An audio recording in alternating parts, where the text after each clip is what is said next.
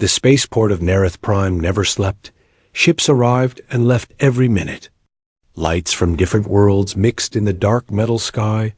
Aliens of many shapes walked fast. Busy with their own lives, humans were rare here. Most species saw them as loud, dangerous, or useless. So when a human traveler walked alone with a small bag, no one cared. He was tired. Not just in body, but in spirit. His journey had been long, and his credits were almost gone. He sat down near a cargo wall, away from the crowd, and rested his hands on his knees.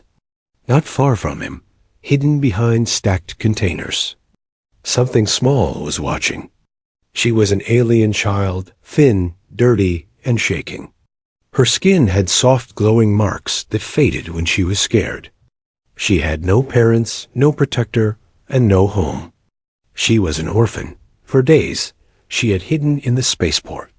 Many powerful aliens passed by, tall warriors, rich traders. Cold scientists, none stopped, none looked at her with kindness.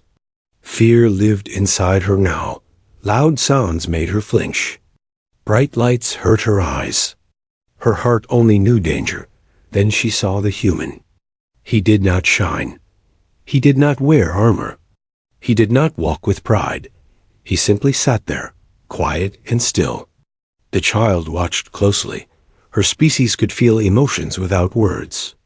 Most beings around her felt sharp, heavy, or cold, but this human felt different. He felt calm, not strong like a weapon, not loud like authority, just calm, warm, and tired. The orphan crawled closer, slow and careful. Every sound made her pause. She expected pain, shouting, or fear. But the human did nothing. He noticed movement from the corner of his eye. He slowly turned his head. There she was, small and shaking, staring at him for a moment. The spaceport noise faded. They looked at each other. The human did not smile. He did not reach out. He simply stayed still. That choice mattered. The child moved closer, step by step. Her legs were weak. Her eyes burned with sleep. Then, without warning, she leaned forward. Her head rested gently on the human's lap. The spaceport cameras caught everything. The human froze. His heart raced. He knew touching alien children could be dangerous, but she was already asleep. Her small body relaxed. Her breathing slowed. The glowing marks on her skin became soft and steady. She felt safe. The human slowly placed his hands flat beside him. He did not move her. He did not call for help. He simply stayed. Minutes passed. Aliens walking nearby stopped. Whispers spread through the terminals. A rare child, an orphan of unknown origin.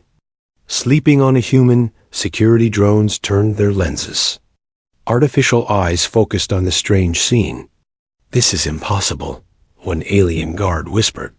"Her species trusts no one," another said.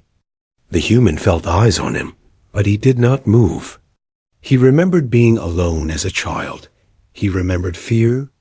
He remembered wishing someone would just stay. So he stayed. Suddenly, alarms rang through the port. Security forces rushed forward, energy weapons charged. The child stirred. She sensed danger. Her small hands grabbed the human's clothing tightly. She did not let go. "This human has captured her," a guard shouted. "Remove the child," another ordered. But when they stepped closer, the child screamed. A sharp, painful sound filled the air. Her glowing marks flared bright. The guard stopped. Sensors went wild.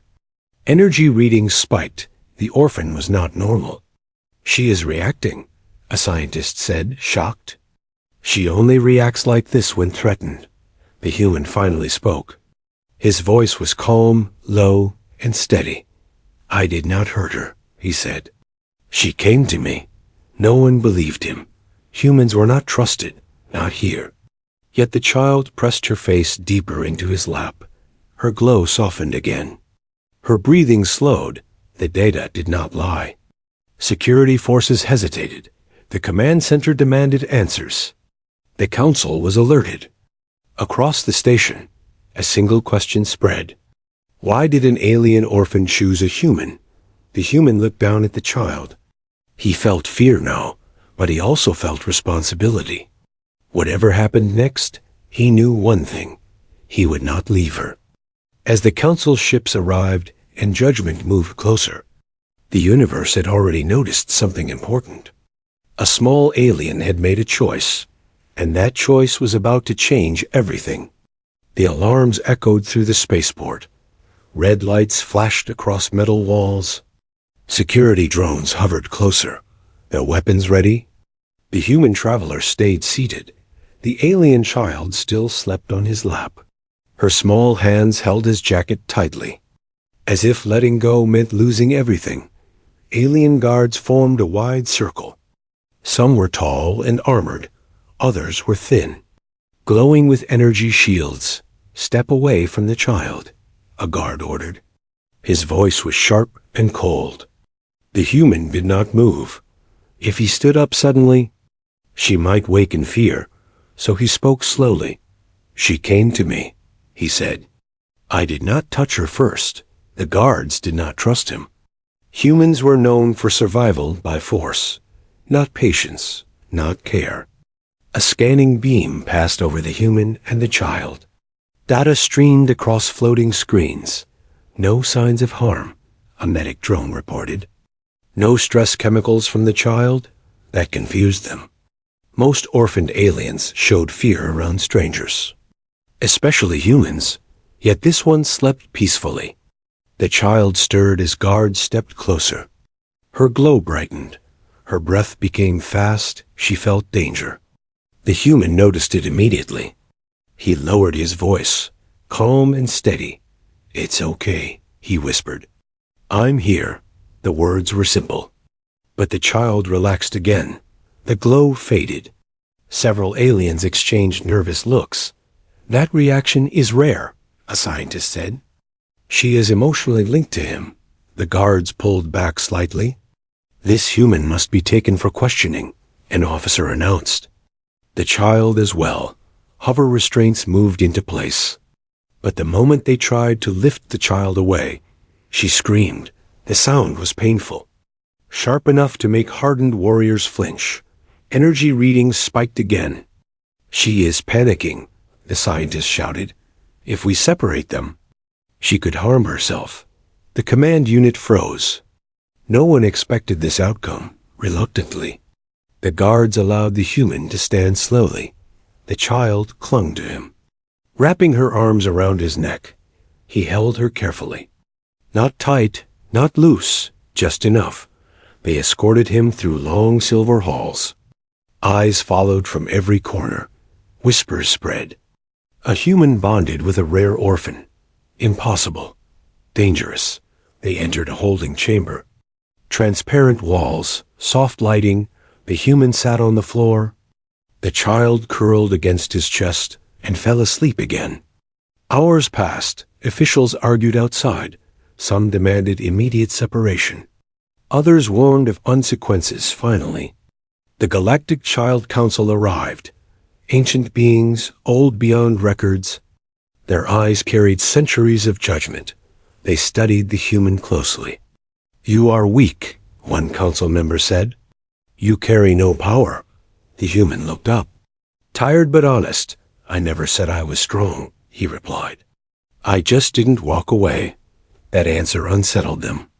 They activated memory scan protocols. A beam touched the human's head. His thoughts unfolded. Loneliness, loss, long travel. Old memories of being a scared child himself. No lies, no hunger for control. The council watched silently. "This is not manipulation," one elder admitted. "He offers safety, not dominance." The child shifted in her sleep. Her glow pulsed gently, matching the human's heartbeat. "She chose him," another elder said slowly. "Not because he is human, but because he stayed." The room fell silent. That truth was hard to accept. Humans were survivors, not healers. At least, that was the belief. "You are now bound to this child," the council declared. "Until we understand what this means." The human nodded. "I won't leave her," he said. "Even if you ask." That statement surprised them. Most beings would beg for freedom, for reward, for safety, but he asked for nothing. A council aide rushed in suddenly. Fear on their face. "Counselors," they said. "External systems are requesting access." "Why?" an elder asked. "Footage has leaked," the aide replied. "The galaxy has seen what happened. Screens lit up across the chamber, worlds watching, species whispering. A human holding an alien orphan, not as a captor, but as shelter." The council understood the danger. This moment could change how the galaxy viewed humans. Orphans across systems were watching too, and some of them were already moving toward human worlds. The elders looked at the human again, unarmed, unimportant, yet somehow standing at the center of something much larger. Outside the chamber, stars shifted their attention. The universe was beginning to respond. And this was only the beginning. The council chamber grew quiet, not because of fear, but because of confusion. The small alien child slept peacefully in the human's arms. Her glow steady, soft, and alive, something no one had seen before. "She should not be this calm," one elder said. Not after everything she survived. The human did not speak. He simply sat against the wall, holding the child as if it was the most normal thing in the universe. The council activated ancient records. Data streams filled the air. Symbols older than most civilizations appeared. The child species was revealed. She was a Lumari, a rare race known across the galaxy. Not for weapons, not for ships, but for something far more dangerous. Truth. The Lumari could sense real intent. Not words, not masks, only the truth inside a being. They cannot be lied to. A council scholar explained, "They see who you are, not who you pretend to be." The room shifted uncomfortably. "That is why they were hunted," another elder said. "Empires feared them. The Lumari once acted as living judges, ending wars before they began, exposing false leaders, breaking lies without force, so the galaxy erased them. World by world, ship by ship, until only one child remained, an orphan. She has seen death," the scholar continued. "Her parents died protecting a refugee fleet." The human looked down at her, her face peaceful, unaware of her own history. "She has rejected every caretaker," the elder said. "Even machines, even healers." The human finally spoke. "She's scared," he said simply. "She just needed someone to stay." The elders did not reply immediately. Sensors showed the truth. The child's emotional state improved only near the human. Her body responded to his presence as safety. "Why him?" one counselor asked. "Out of billions," the answer appeared in the data. Humans were unique, not the strongest, not the smartest, but emotionally resilient. They carried pain quietly. They endured loss without breaking completely. They stayed when logic said to leave. Ancient records surfaced. Old alien observers had once labeled humans as emotional anchors, beings who could stabilize others during chaos. The label had been forgotten, ignored, dismissed, until now. The Lumari child shifted in her sleep. Her glow pulsed brighter for a moment, as if reacting to the truth being spoken. "She chose him," an elder whispered. "Because he is real." The council realized something frightening. This was not coincidence. If one Lumari trusted a human, others might follow. And if the galaxy learned this, power would shift outside the chamber. News spread fast, across trade lanes, across border worlds. Orphan shelters reported strange events. Alien children refusing advanced care, asking for humans instead. Human embassies were overwhelmed, confused, unprepared. The galaxy had spent centuries calling humans dangerous. Now children were calling them safe. Back in the chamber, the human was given a choice. "You may leave," the council said. "But the child stays." The human shook his head. "I won't," he replied. She already lost everyone. That answer settled the room. No negotiation, no demand, just refusal. The council understood then. Humans did not protect because they were ordered. They protected because they chose to. A new law was written quietly, not announced, not celebrated. No Lumari child would ever be separated from a chosen human. The human did not hear the words. The child stirred. Her eyes opened for the first time. They were bright, deep, old beyond her years. She looked at the human, studied his face, then she smiled. A small, tired smile, but real. Sensors exploded with readings. Her power stabilized completely. The council stepped back. "She has bonded," the scholar said softly. "Fully. That bond sent a signal across space. Ancient Lumari systems awakened. Beacons thought dead came online. The galaxy felt it. Something lost was returning." The human held the child closer, unaware of the shockwaves spreading outward. He only knew one thing. She trusted him. Outside the station, stars shifted course. Empires paused, old fears returned. The universe had erased the Lumari once. But now they had returned, not with armies, not with threats, but with humans at their side, and the galaxy was not ready for that truth. The signal did not travel like a message. It traveled like a feeling, across stars, across borders. Every major system felt it.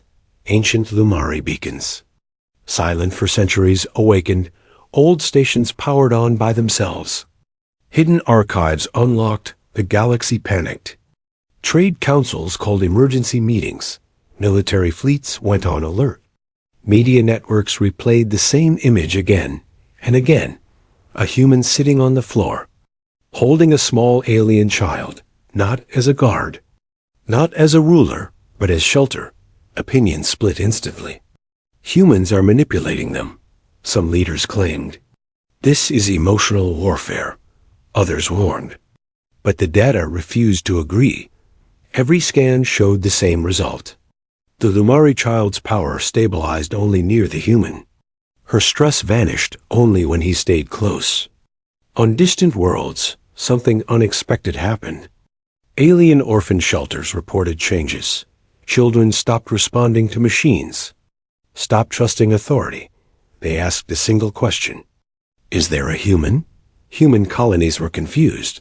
They had no orders, no preparation. Yet humans did what they always did. They showed up. Engineers sat beside frightened children. Pilots shared food and quiet stories. Medics stayed awake all night just to be present. No speeches, no flags, just staying.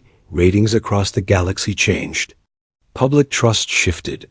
Old propaganda collapsed. Humans were no longer seen only as survivors. They were seen as something else, safe, back on Nereth Prime.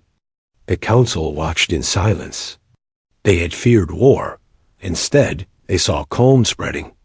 "This is not conquest," an elder admitted.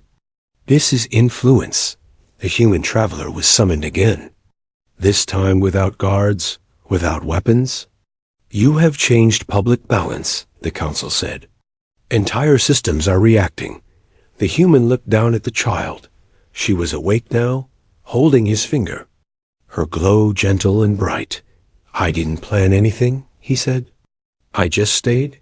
That answer spread faster than any speech. Across the galaxy, humans became volunteers, not soldiers. Not rulers, listeners. Some alien governments resisted. They banned human contact. They shut borders. Their orphan populations rebelled, not with violence, but with silence. They stopped responding. Markets fell, alliances cracked. The galaxy learned a hard truth. You could not force trust, but you could lose it forever. The Lumari child was brought before the council again. She stood on her own now, still close to the human. She spoke for the first time. Her voice soft But it echoed. He stayed, she said. When everyone else passed by, that sentence was broadcast everywhere. No threat, no demand, just truth. A new galactic classification was proposed, quietly, carefully.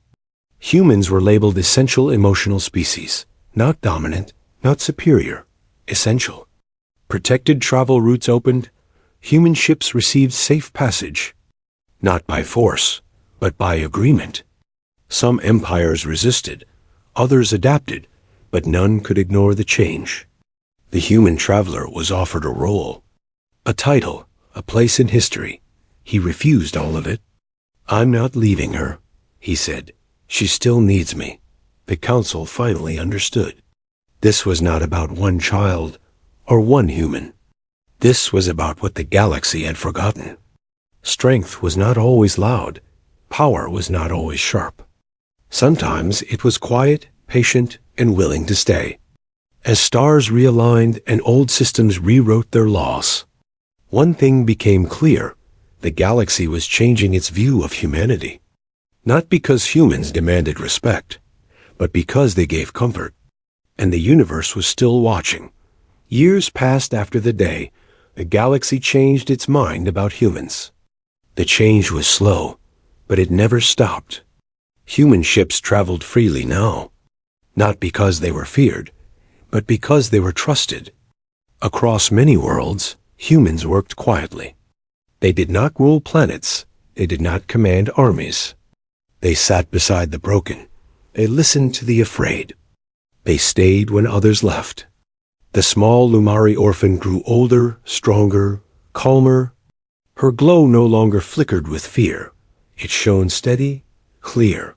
She remained close to the human traveler, not because she needed protection anymore, but because she chose him.